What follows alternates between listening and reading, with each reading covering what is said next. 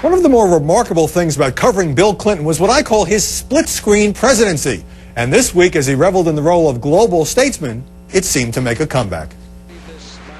Clinton campaigned on the economy, stupid, but the press was more fixated on Jennifer Flowers. He would be meeting with foreign leaders, and reporters would ask about Paula Jones. He gave a State of the Union speech about domestic issues days after the Washington Post broke the Monica Lewinsky story. Now the former president is making the rounds to talk up the Clinton Global Initiative. All very high-minded stuff. Can you have the impact you've had in past years? I think so. It's very interesting. We have as many paying members. We have 30 more commitments this year going into the meeting than we had last year.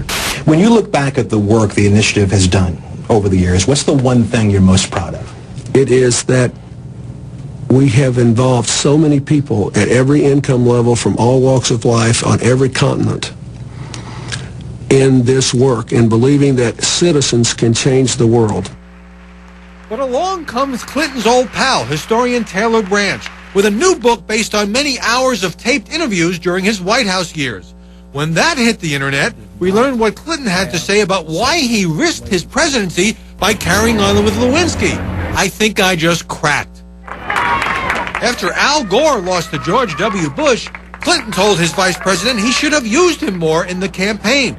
Gore said Clinton had never confided in him about Lewinsky. Clinton said he was sorry. Gore said this was the first time Clinton had ever apologized to him personally. That angered Clinton, who said Hillary had a greater right to be mad at him than the vice president. Mr. Clinton. On television, though, Clinton kept getting asked about international affairs, not sexual ones.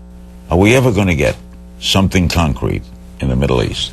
Well, first, it's more up to them than it is up to President Obama. The Branch book, meanwhile, describes Clinton's animosity toward his media critics. He said that columnist Maureen Dowd, quote, must live in mortal fear that there's somebody in the world living a healthy and productive life. And he told Gore that if it would get him votes, he could cut off Clinton's ear and mail it to Newsweek's Mike Isikoff, who was investigating the president's womanizing.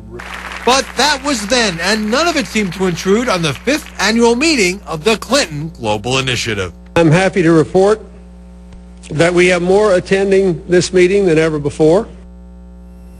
For 8 long years, Bill Clinton was the target of fierce journalistic scrutiny of his policies, his fundraising, his marriage, and of course his sex life.